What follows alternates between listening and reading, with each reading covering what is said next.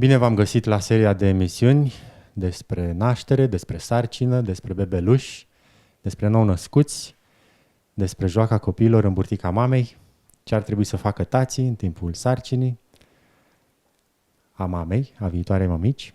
Suntem împreună cu Dita Debner, educator prenatal, trainer de educatori prenatali, doula, cu o experiență de aproape 10 ani în acest domeniu. Ai elaborat un concept, renașterea. Vreau să te întreb, în primul rând, cum ți-a venit această idee? Să elaborăm, să înțeleagă ascultătorii. Totul a pornit de la propriile mele nașteri. Ei mi-au schimbat și cariera pentru că nu știam aproape nimic despre sarcină și nimic despre naștere. Chiar acum, uitându-mă în urmă, e foarte interesant că eram candidata perfectă la cezariană. Și acum eu propovăduiesc cumva nașterea naturală. S-a întâmplat odată cu venirea primului meu copil, care m-a determinat să încep să citesc despre sarcină, despre naștere, pentru că mi-era o frică teribilă despre naștere. De naștere. De ce ți era frică de naștere? De unde era această frică? Îmi era frică de durere.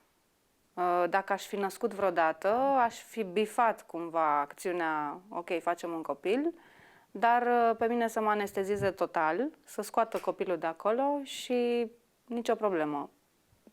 Și cam în stadiul acela eram eu la începutul sarcinilor mele. După care am început să citesc, am dat de cărți care nu erau scrise în limba română, am fost la niște cursuri și mi-am dat seama că nu știu nimic despre sarcină și nici despre naștere. Și așa mi s-a schimbat viața. Deci consideri util, necesar, ca viitoarele mămici, viitorii tătici să afle o serie de informații ca să înțeleagă ce se petrece în această perioadă a sarcinii, cum să abordeze nașterea, ce să realizeze, ce să facă în anumite situații, da? E corect? Corect. Consider că nu știm nimic până în momentul în care suntem puși efectiv în fața unui fapt. Femeia începe să se intereseze sau să citească mai multe sau să-și facă mai multe gânduri despre sarcină și despre naștere în momentul în care se pune problema unui copil sau rămâne efectiv însărcinată. Din păcate, în școală, cel puțin în liceu sau până în liceu, chiar nu s-a discutat niciodată la școală, nici la anatomie, despre sarcină și naștere. Bine, chestia cu albinele a fost la un moment dat, dar a fost prea mult hai și prea multe râsete încât să ne gândim noi atunci până în clasa 5-a sau când a fost anatomia, habar n-am, dacă ne implică foarte mult emoțional un astfel de eveniment. Și consider că e o lipsă a informării deja din școală despre aceste lucruri și mă gândesc că ar trebui făcut ceva în sensul acesta deja de la începutul liceului, când tinerii își încep activitatea sexuală. Pentru că foarte mulți habar n-au ce implicații are să se hazardeze în tot felul de relații sau să rămână însărcinate fetele la vârste mai fragede și să nu știe ce se întâmplă de fapt. Se desfășoară în școli, în licee, ore de educație sexuală, dar bănuiesc că consider că aceste ore de educație sexuală ar trebui puțin îndreptate într-un mod constructiv în anumite situații în care femeia rămâne însărcinată, ce ar trebui să facă, ce ar trebui să știe, cum să procedeze. Corect? Da, cred că e lipsă de foarte multă informație legată de psihicul unei femei care naște, de fazele prin care trece un bebeluș de la concepție până la naștere, pentru ca noi să conștientizăm ce impact are de fapt sarcina asupra fătului și nașterea asupra fătului și asupra nou-născutului. Pentru că toate aceste lucruri se imprimă undeva foarte adânc în subconștientul fiecărei persoane și determină după aceea în viață personalitatea, caracterul și reacțiile și, de fapt, viața care urmează. Lucrurile astea nu se cunosc și de aici cred că e foarte important ca femeia, în momentul în care ajunge la 16-17 ani, să afle aceste lucruri, pentru că eu le-am aflat târziu. Prin propria experiență. Prin propria experiență și citind foarte mult și găsind foarte multe despre medicină și psihologie prenatală, deci nu postnatală, deci nu după ce naștem. Copilul nu apare doar în momentul în care îl naștem. Copilul deja are aproape un an de existență și de învățare. Din momentul în care e conceput, el învață, este într-un plin proces de învățare, iar tot ce primește ca informație, ca emoție, ca și trăiri, se întipăresc în subconștient. Așadar, când consideri că ar fi necesar ca viitoarea mămică, viitoarele mămici să înceapă să studieze, să se informeze în ceea ce privește sarcina, nașterea, viitorul copil? Cred că ar fi cel mai bine să facă ceva deja din momentul în care află că sunt însărcinate, sau cel mai bine ar fi să se intereseze de acest subiect dinainte de concepție. Și atunci putem vorbi și de o pregătire pentru concepție, că nu doar femeia trebuie să se pregătească pentru concepție. Acolo trebuie să existe deja un echilibru între cei doi parteneri care acum se gândesc să mai aducă încă un suflet în viața lor. Adică trebuie să existe comunicare, înțelegere, să știm dacă suntem pe aceeași lungime de undă, ce fel de copil vrem să creștem, să ghidăm, să învățăm, să învățăm, că nu avem ce să-l învățăm, să-l ghidăm în viață, efectiv. Aici e puțin diferit, pentru că cursurile de puericultură care se realizează pentru viitorii părinți se recomandă începând, să spunem, după săptămâna 28 de sarcină. Deci tu recomanzi chiar înainte de concepție să se informeze, să înceapă să cunoască anumite aspecte în această direcție. Așa ar fi atât de mama dorit. cât și tăticul. Așa ar fi de dorit, ca cei doi să se pregătească pentru acest moment atât de important, pentru că în funcție de, să zicem, stadiul evoluției lor, în funcție de asta vor atrage și un copil care să vină efectiv pe vibrația lor, pe energia lor, pe stilul lor de viață.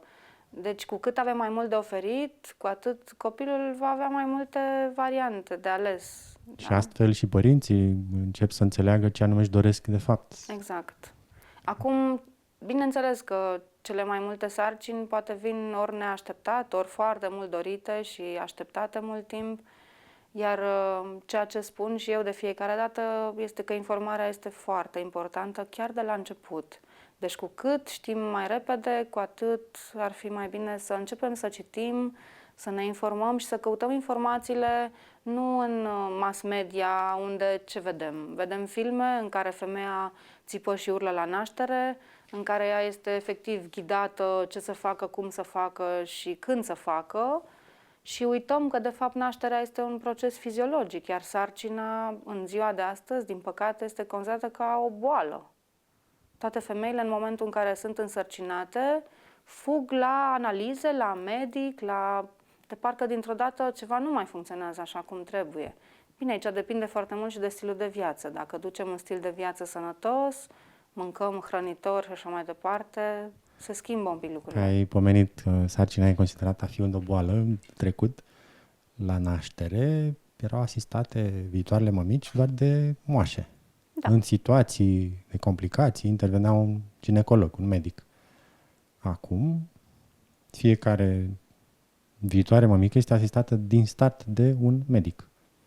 Chiar dacă nu este bolnavă, nu este o boală, cum spui. Este o concepție care s-a propagat în timp, pentru că moașele la un moment dat și-au pierdut acea, să zicem, veleitatea de a aduce copii pe lume, de a fi cu mama însărcinată, de a-i cunoaște emoțiile, de a acompania în timpul sarcinii, de a asista la naștere și de a acompania și după naștere, cu alăptatul, cu copilul mic și așa mai departe.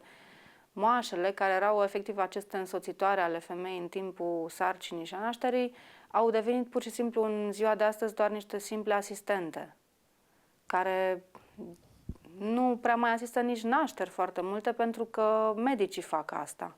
Iar asta este o concepție care s-a propagat pur și simplu în timp, deși nu este naturală și firească. Medicul ar trebui să intervină în momentul în care nașterea devine complicată și acolo, într-adevăr, trebuie intervenit cu o cezariană, cu alte lucruri, dar moașa înainte știa să asiste o naștere și nu făcea nimic, pur și simplu asista și era cu femeia. Iar acum acest lucru prost înțeles este cumva cerut medicilor, ceea ce nu e corect, pentru că medicul, în primul rând, nu are disponibilitatea să stea cum stă o moașă și nu văd nici utilitatea acestui lucru. Atâta timp cât noi naștem într-un spital unde există medic, noi am putea naște cu orice moașă care ar fi acolo, care nu necesită, hai să naștem repede că ieșim din tură, deci ar fi suficient timp și mama ar fi lăsată să nască în propriul ei ritm și n-ar mai trebui repede graba aceasta care se întâmplă astăzi la naștere, pentru că medicii sunt foarte ocupați.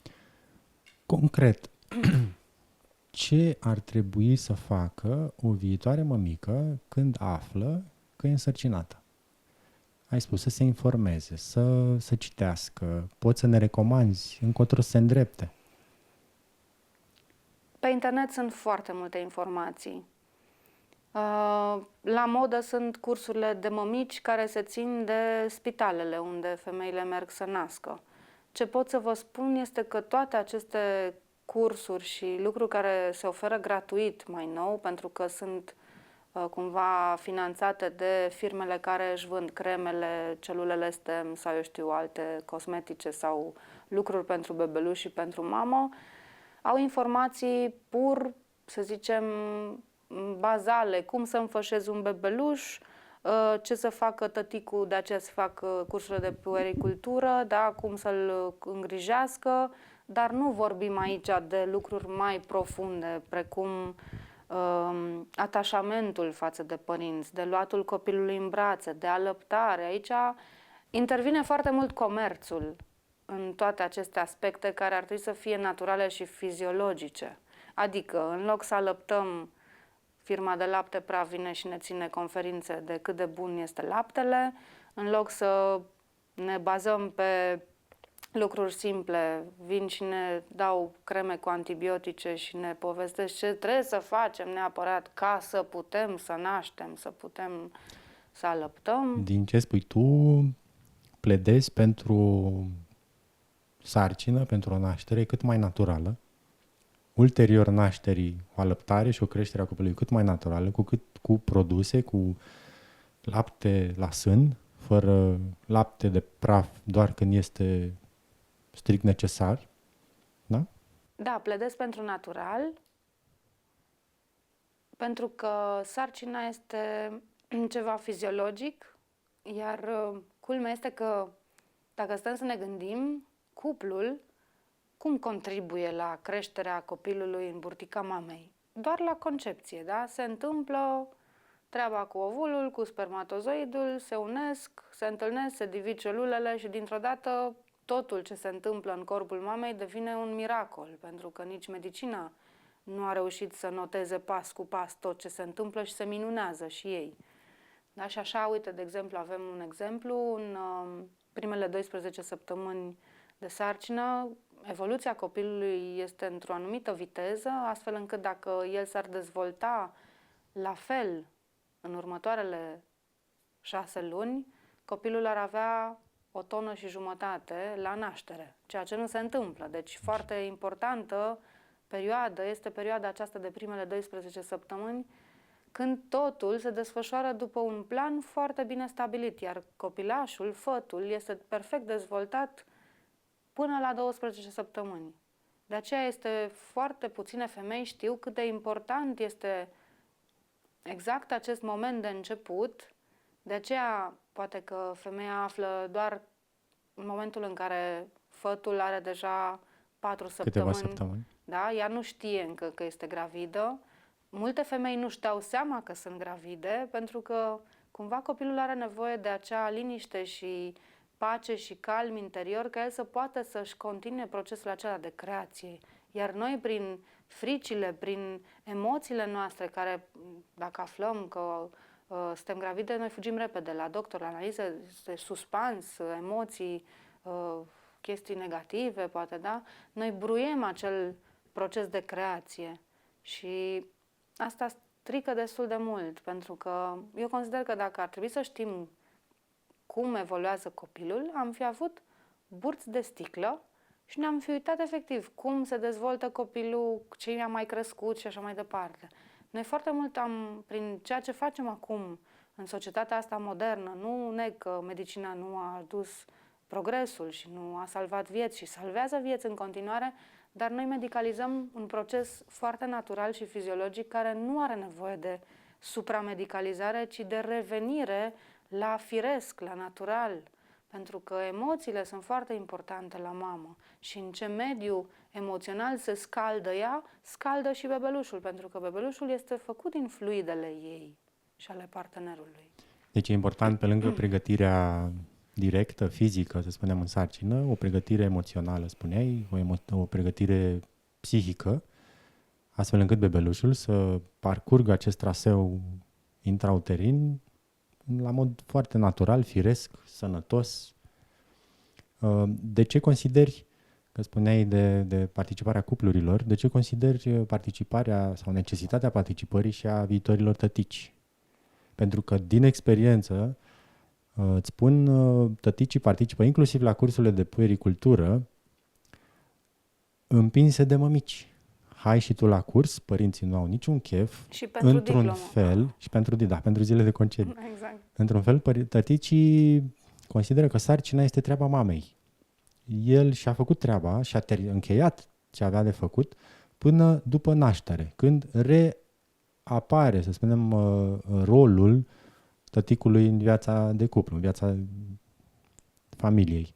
Dar în perioada sarcinii, cum consideri că poate viitorul tătic să acționeze, să se comporte, să realizeze sau să construiască viitoarea familie într-un mod cât mai simplu, cât mai natural? Care e rolul lui până la urmă? Da. E foarte interesant ca să nu se simtă împins de mămică. Hai și tu, hai cu mine. Oricum trebuie și împins de la spate tăticul o susține pe viitoarea mămică, că e firesc să facă așa, dar să fie ceva, din ce spui tu, e ceva mai mult acolo. Da, e mai mult decât ceva fizic în spatele unui proces de sarcină și naștere. E foarte interesant cum, la un moment dat, de fapt, tăticul a fost scos din toată ecuația nașterii în momentul în care nașterea s-a mutat la spital. Acum vreo 100 de ani, femeile până acum nășteau acasă. Da? Și dintr-o dată, în momentul în care tot procesul acesta fiziologic s-a mutat la spital, tăticul a fost scos din ecuație. El de atunci nu a mai participat la naștere, deși nașterea era ceva la care totuși a participat, la concepție și e ca un ciclu, da? Concepția, cele 9 luni de sarcină și nașterea. Deci se încheie un ciclu și începe un alt ciclu de viață. De exemplu, în Japonia se consideră că nu e ziua de naștere când te-ai născut, ci mai pui încă aproape un an înainte, da? În fine. Foarte interesant e că de atunci bărbații s-au obișnuit să meargă la bere vreo 3 zile până vine mama acasă cu copilul și după aia zice, nu, l-am adus, ce facem cu el? Și din treaba asta în care bărbatul efectiv a fost exclus din viața de familie, mai ales în momente cheie precum acesta, normal că s-au trezit la un moment dat niște gelozii care nu sunt voalate, ascunse, nu contează asta, pentru că el nu mai participă la naștere și participarea la naștere, și aici pot povesti din punctul meu de vedere ca și însoțitoare al femeii care naște, al cuplurilor care nasc împreună, participarea la naștere este fantastică. Te umple de o energie și e o vrajă, e o magie care se întâmplă acolo, să vezi copilul cum se naște. Iar bărbații aceia care nu asistă la așa ceva sunt privați de un moment cheie în viața lor de familie. Și ar trebui ca lucrurile acestea să se petreacă în familie. Bine, nu discutăm asta. Discutăm de niște drepturi care în momentul acesta se încalcă destul de flagrant în România, adică tăticul nu mai este lăsat să participe la naștere, deși este în legea pacientului din român există această opțiune de a avea însoțitor la orice, la boală, la naștere, la orice fel de intervenție care se face. Da? Deci aici vorbim de niște abuzuri care se fac încă și care încă sunt întreținute, dar tăticul ar trebui, și acum vorbind de partea emoțională, ok, tata l-a făcut, e treaba mamei să-l producă, să-l crească, să-l nască, dar problema e că mama, din momentul în care rămâne însărcinată, ea are nevoie de suport psihic, pentru că devine foarte vulnerabilă. Da, suport moral. Iar dacă partenerul nu e alături, atunci cine trebuie să-i fie alături? Că nu are cine să-ți fie alături. Și atunci, dacă partenerul nu te susține ca și femeie în dorințele tale, în dorința de a naște natural, în pregătirea pentru naștere, deja ai un handicap, să zicem că îi tragi pe cineva după tine târâș așa, pentru că el nu înțelege, că el nu vrea să se implice. Dar îl implică foarte profund sarcina și nașterea, pentru că și viața lui se schimbă. Toată lumea știe că femeia când e însărcinată devine mofturoasă, e chiar insuportabilă, toată lumea speră că îi trece, dar dacă înțelegi procesul și vii la un curs și înțelegi despre hormoni, ce se întâmplă, de ce e nesuferită, de ce are schimbări bruște de atitudine, de ce odată plânge, odată râde, nu e vina tatălui. Nu s-ar mai stresa. Nu s-ar mai stresa atâta și în momentul în care ar înțelege procesul nașterii, pentru că nici el și nici femeia nu au aflat asta în timpul școlii, lucrurile se așează. Și din cei mai aprigi, să zicem, oameni care erau împotriviți, se împotriveau participării la naștere sau ziceau nu, că nu pot să vin, că eu leșin sau eu știu altceva. Sau au devenit tătici exemplari care efectiv își susțin iubita în momentul, în sarcină, în emoțiile ei, pentru că suntem niște ființe care nu putem trăi singure, suntem niște ființe emoționale. Dacă noi nu avem partenerul care să ne sprijine, să ne înțeleagă, păi nu rezistăm, femeia nu ar rezista în timpul sarcinii să fie ea singură, că se descurcă ea, că partenerul oricum plătește cursuri, nu, are nevoie de suportul moral al partenerului. Și atunci, da, am foarte mulți tătici care vin târâți de partenerele lor la curs și care se relaxează după prima zi de curs și la sfârșit sunt schimbați 100%. Oameni care nu vreau să audă de naștere, lasă-mă, asta e treaba ta. Oameni care efectiv au ajuns să asiste chiar și nașterea acasă, pentru că cuplul așa s-a hotărât până la urmă și așa au ales. Nu spun că asta trebuie să facă, dar vă spun ce diferență majoră, ce diferență de stil de viață majoră după o informare, după o înțelegere, pentru că până la urmă vorbim despre înțelegeri mai profunde și nu vorbim despre o pregătire fizică. Da? Pentru că toate cursurile de puericultură, de astea gratis, școala mamei, se ocupă doar de aspecte fizice. Acolo îți vine un nenea doctor, îți spune de ce anestezie ai nevoie, ce complicații sunt și tu de fapt te înfricoșezi și mai tare și te duci la spital, lasă că mă nasc ăștia, că ei știu ce să facă și e perfect. Dacă privim procesul nașterii așa, nu mai există nicio transformare acolo, pentru că în sarcină tocmai asta este cel mai frumos, că femeia devine mai conștientă de feminitatea ei, de puterea ei de a ști să dea naștere unui copilaș, iar bărbatul lui se activează și latura aceea bărbătească și totuși și femeia interioară care înțelege și care susține totul, pentru că femeia are nevoie de susținere. De aceea e un pic mai complicat decât gata, mergem la un curs și gata. Foarte frumos sună și sunt convins de altfel că odată aflate niște informații pe care nici nu le bănuiai înainte, poate să-ți schimbe concepția, poate să schimbe atitudinea.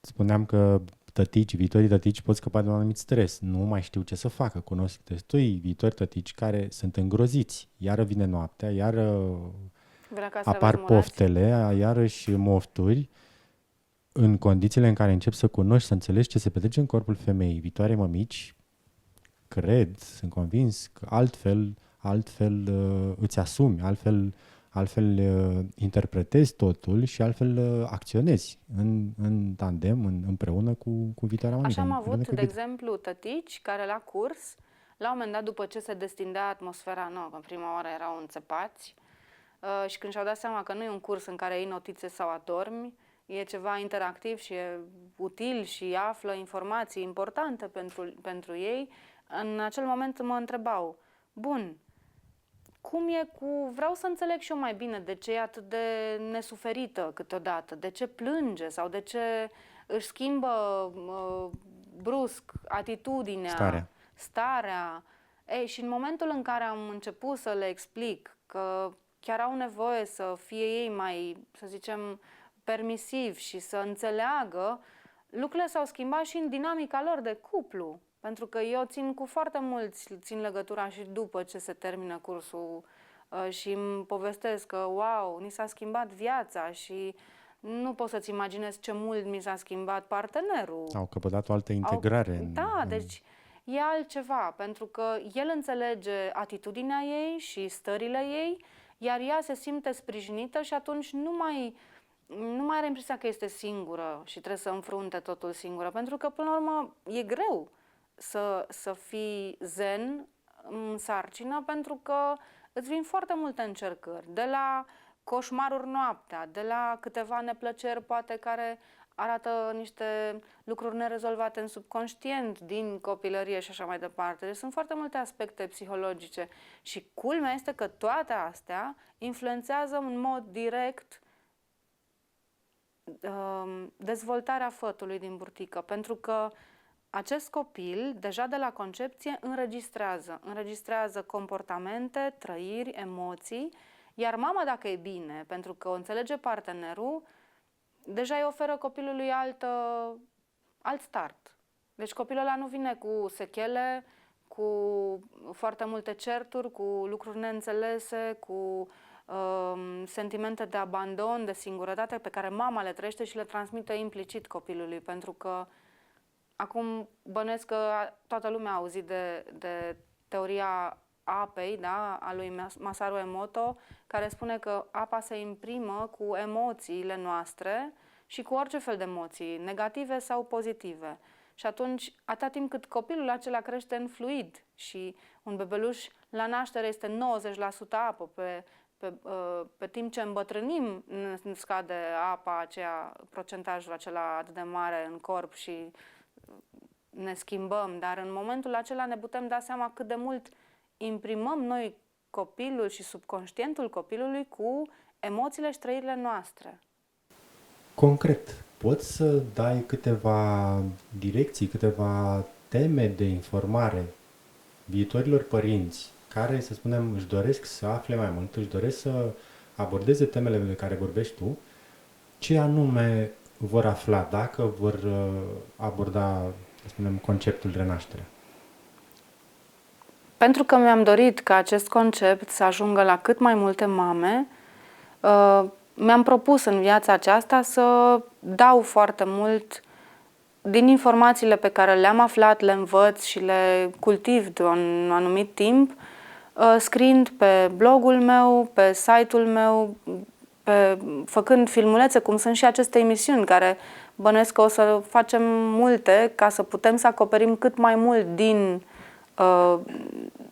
ce înseamnă o sarcină și o naștere naturală.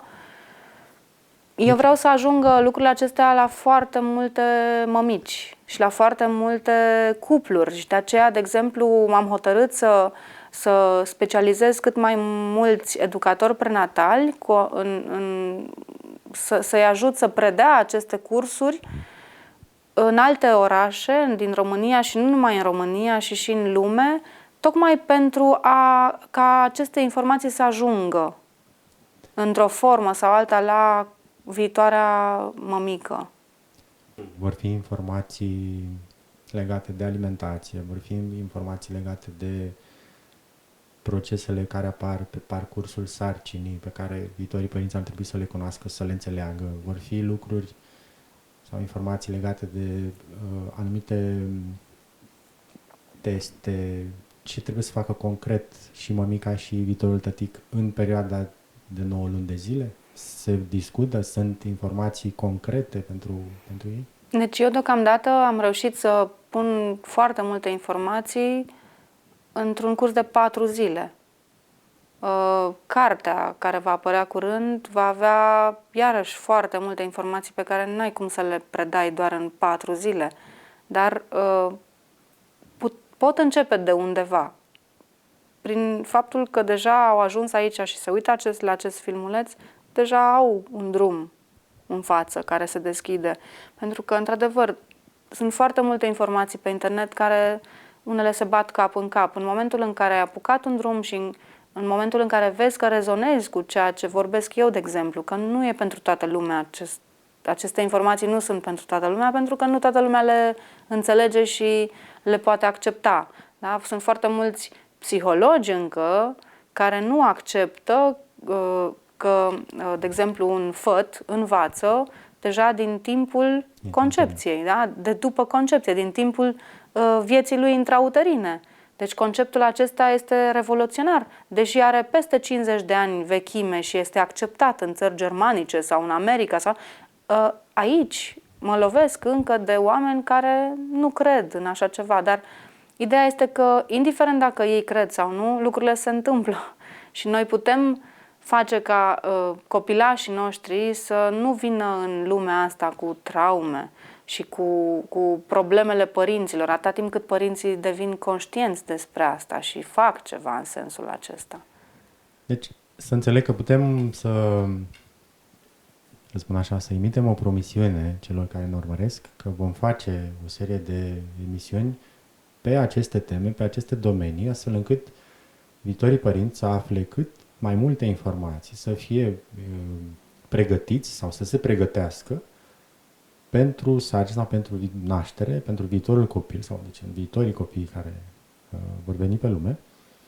Și îți propun în acest sens să continuăm aceste emisiuni pe câte o temă bine definită, deci specific, să discutăm pe rând, pe fiecare, până când viitorii părinți vor cunoaște, se vor informa și vor afla lucrurile pe care tu